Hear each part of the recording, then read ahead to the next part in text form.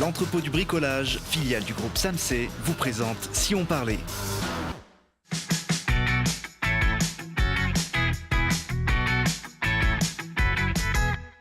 Parce que c'est important de regarder aussi ce qui se passe près de chez nous. Télé Grenoble vous donne la parole tous les jours du lundi au vendredi. Aujourd'hui, avec nos invités, on va célébrer les 10 ans d'un théâtre qui ne tourne pas en rond et se pencher sur la programmation du prochain festival de jazz de la métropole grenobloise. Et pour parler de ces sujets, je reçois Salvatore Origlio, l'organisateur du Grenoble-Alpes Métropole Jazz Festival. Bonjour. Bonjour. Bienvenue. À côté de vous, Louis Winsberg. Bonjour. Bonjour. Guitariste de jazz. Vous serez à l'affiche de cette 14e édition du festival grenoblois. Bienvenue également sur ce plateau. En face de vous, Michel Vendra, adjoint à la culture à Sassenage. Bonjour. Bonjour. Et puis Florence Barbara, la directrice du Théâtre en Rond, situé évidemment sur la commune de Sassenage. Bonjour Florence. Bonjour. Le théâtre qui fête en cette rentrée 2018 ses 10 ans. Mais Michel, on pourrait également célébrer les 60 ans du théâtre à Sassenage, puisque la ville possède une salle de spectacle depuis 1958. Oui, tout à fait. En fait, ce théâtre a effectivement été construit en 1958 au même endroit par rapport à aujourd'hui. Et c'est vrai qu'il a eu un incendie en 2004 qui a fait qu'on a dû le reconstruire à peu près à l'identique en 2008. Alors, il est situé, on va dire, dans le centre historique de Sassenage. Ça, c'est les photos de l'incendie de 2004 qui avait complètement ravagé le théâtre. Il a fallu le reconstruire pratiquement à zéro. Exactement, oui. Il était complètement détruit. Il a fallu complètement le remettre en scène et le refabriquer de la même manière. 4 ans entre l'incendie et la réouverture du théâtre, c'était en septembre 2018. Cette salle, Florence, vous la connaissez par cœur. On le voit, ce théâtre au cœur du vieux village de Sassenage. Ça peut accueillir combien de spectateurs, le théâtre actuel? Alors aujourd'hui, 361 exactement places dans le théâtre en rond. À l'époque, il y en avait 300, 330 exactement, je crois. Mais comme les normes ont changé d'accessibilité, on a gagné un tout petit peu de fauteuils. Voilà. Et vous avez conservé cette forme en rond qui est vraiment typique. Elle est parfaite pour la proximité, le rapport scène-salle entre les spectateurs et les artistes sur scène. Et on est assez heureux de dire que tout le monde l'aime beaucoup parce que ça fait un peu un gros salon dans lequel on se sent bien. Les spectateurs sont très très près des artistes. C'est chouette ça. J'imagine que pour une commune, c'est important en termes d'animation d'avoir un outil comme celui-là, Michel? Oui, bien sûr. C'est vrai que le théâtre en rond, les Sassenageois l'adorent et du fait qu'il crée du lien par rapport à l'ensemble des protagonistes, c'est vrai qu'il est très très important et d'ailleurs les Sassenageois ont souhaité absolument qu'il soit reconstruit à cet endroit-là en 2008 pour justement conserver cette âme dans le centre-bourg de Sassenage. Je crois que vous accueillez à peu près 5000 spectateurs, c'est ça, par saison? Alors on a à peu près 5000 spectateurs, mais plus 5000 sur la partie pro et 3 fois sur la partie asso. Et puis les mises à dispo, oui, parce les qu'il peut être loué par différentes structures voilà. pour et puis il y a toute la partie associative et conservatoire qui génère énormément de spectateurs aussi. Voilà. Donc ça fait une moyenne de 20 000 spectateurs par an qui posent leur... Ce qui est pas mal pour une ville comme Sassenage. Oui, c'est plus que le nombre d'habitants. Alors c'est un endroit où on rigole aussi. Le théâtre est positionné sur ce créneau-là depuis sa reconstruction en 2008. Le créneau de l'humour, c'est d'ailleurs une des rares salles de l'agglomération à faire uniquement ce type de programmation. Mais il a fallu se démarquer puisqu'on n'a pas eu d'existence entre 2004 et 2008, si ce n'est avec le chapiteau. Mais du coup, il fallait retrouver une identité forte et se démarquer, parce qu'à Grenoble, il y a énormément de salles de spectacle. Chacun propose une belle programmation. Il fallait qu'on retrouve nos marques. Et puis le choix des élus s'était porté sur l'humour, parce qu'après les larmes de l'incendie, voilà. Donc maintenant, on rit à Sassenage. Et on rit bien, et on va continuer à rire cette saison. Alors, une saison un petit peu particulière, c'est le 10e anniversaire. Ça aura lieu symboliquement le samedi 29 septembre. Michel, ça commence dès le début d'après-midi. Oui, tout à fait.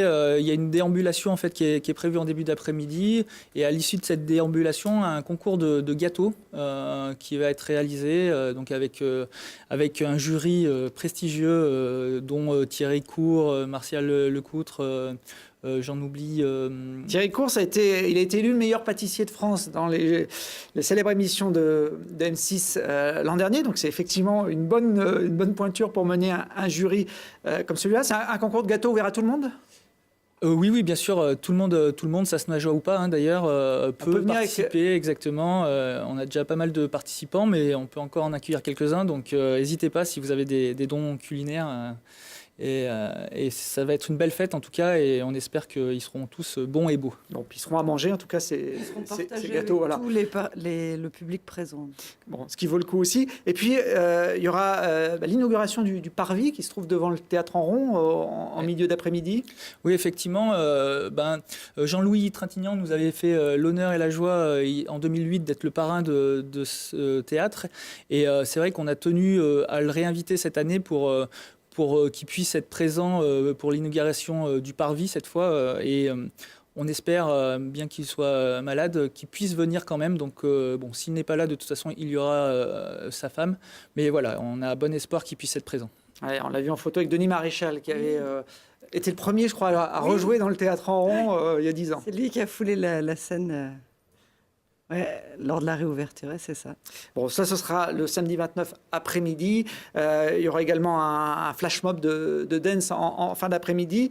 Et puis, un spectacle quand même, puisque ce sera le premier de la saison, avec une valeur sûre de l'humour, hein, Patrick Bosso, Florence. Ah oui, voilà, c'est un garçon simple, sympathique, qui est sur la scène depuis longtemps, donc, et Dieu sait qu'en humour, ça passe vite, ça se renouvelle. Lui, il est constant, donc on est content de le retrouver. Je ne sais pas si vous le connaissez, Louis, Patrick Bosso. Vous êtes originaire de la même ville, mais bon, c'est grand Marseille. Non, je ne le connais pas. Non. Lui, il a l'accent marseillais dans ses spectacles. Il en jouait d'ailleurs, mais pour sa nouvelle tournée, a priori, il annonce du changement. Bonjour, retrouvez-moi en tournée dans mon nouveau spectacle sans accent. Voilà, c'est comme Céline Dion. Quand je chante, j'ai pas d'accent. Voilà. Je suis pas sûr qu'il chante aussi juste que Céline Dion. Mais non, ça c'est un autre débat. En tout cas, Patrick Bosso ouvrira cette saison du Théâtre en Rond le samedi 29 septembre. Il marquera cette journée anniversaire. Florence, la saison, elle est déjà imprimée, une saison en or. Le 10e œuf, il est là. Vous l'avez peint d'une couleur plutôt intéressante. Le Théâtre en Rond, alors, il y a des valeurs sûres qui s'y produisent. C'est aussi l'occasion de découvrir des nouveaux talents du rire. Il y en a plusieurs cette saison qui viendront à Sassenage, comme Laura Domange. Bonsoir. Voilà, je vois dans les regards ce que vous vous demandez, mais c'est qui celle-là avec cette ravissante petite robe et ses collants de pute? Voilà.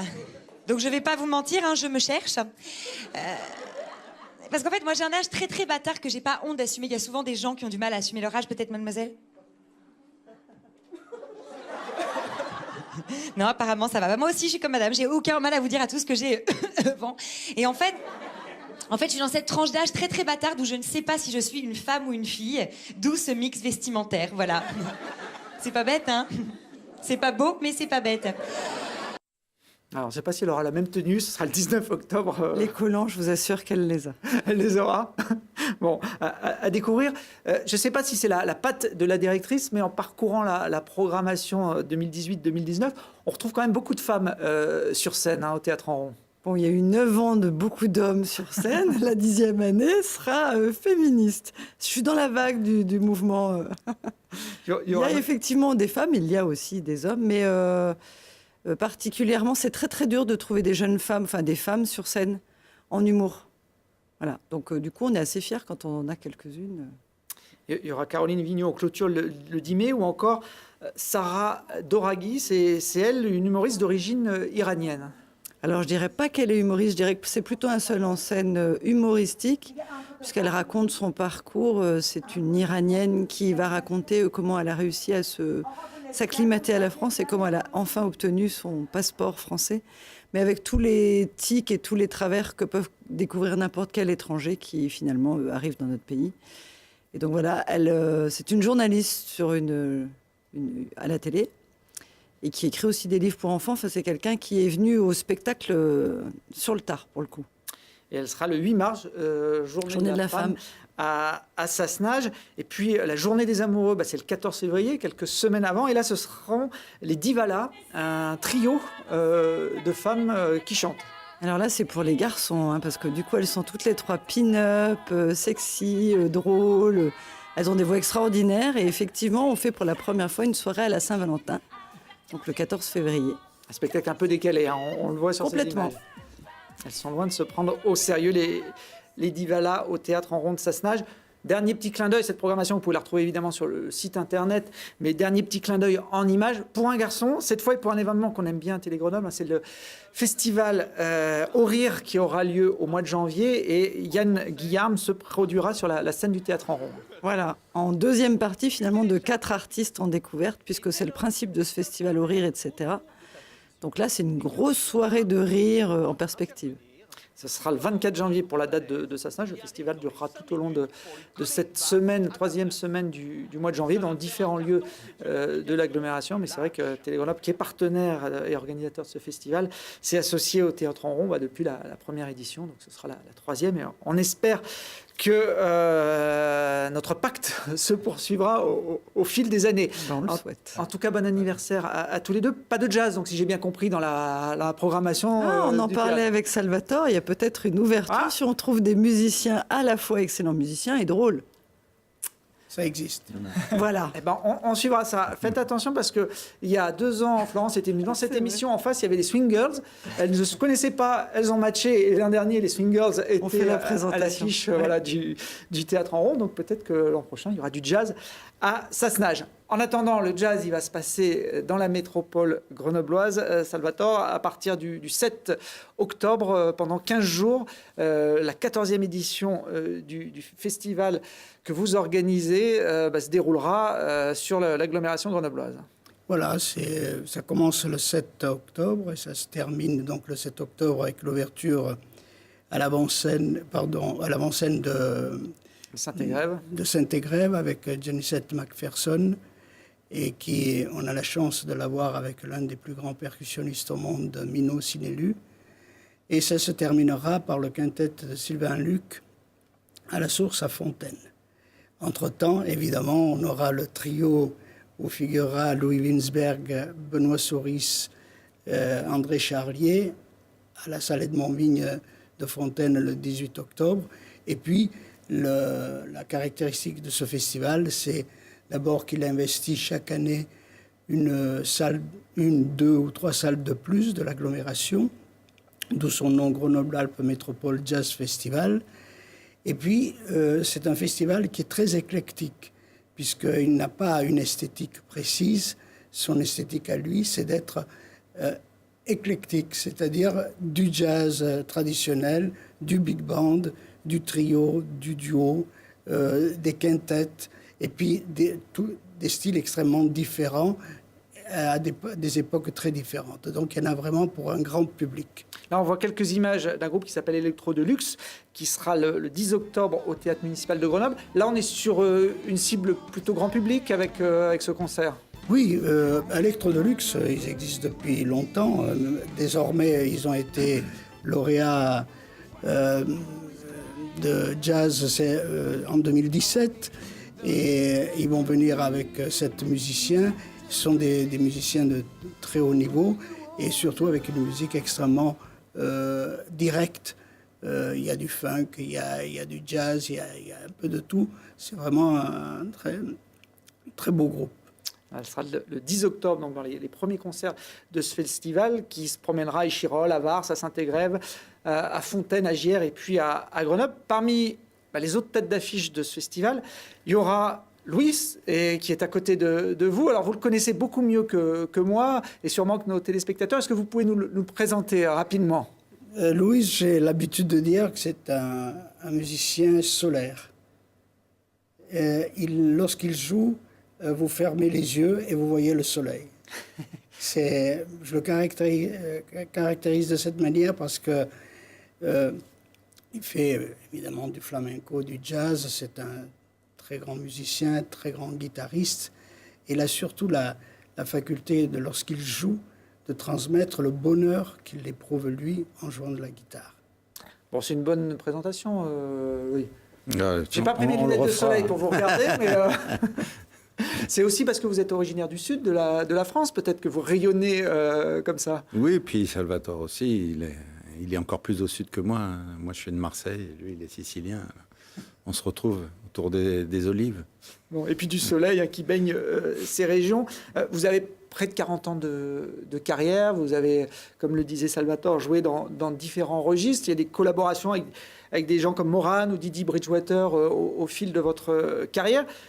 J'ai vu aussi que vous aviez grandi dans les milieux gitans, et notamment avec la famille Los Reyes, qui est plus connue sous le nom des Gypsy Kings. Ça aussi, c'est une petite anecdote sympa. Oui, bah, c'est un peu c'est mes débuts, quoi. En fait, avant qu'ils soient connus et qu'ils aient fait les Gypsy Kings, c'était une famille de gitans de Tarascon, Arles. Et mes parents, étant peintres, ils peignaient beaucoup des sujets gitans, l'Espagne, tout ça, la Camargue. Et donc, ils étaient toujours fourrés à la maison et j'ai un peu commencé la guitare avec eux, quoi. Et après, je suis monté à Paris et puis eux, ils ont fait des succès qu'on connaît. Ah, les Gypsy Kings, c'est vrai qu'ils ont marqué une génération avec cette musique en la popularisant. La musique gitane, le flamenco, ça fait partie encore aujourd'hui de vos influences. Oui, absolument. Alors, on ne peut pas parler à proprement dit de flamenco pour les Gypsy Kings. Hein. C'est de la rumba catalane, camarguaise. Mais disons que c'est quand même une musique qui vient du flamenco, de l'Espagne et de la musique gitane, c'est sûr. On vous voit là, ça traduit les propos de Salvatore. Quand vous jouez, vous êtes habité de votre instrument. Ah ouais, ça c'est la musique, hein, je ne saurais dire.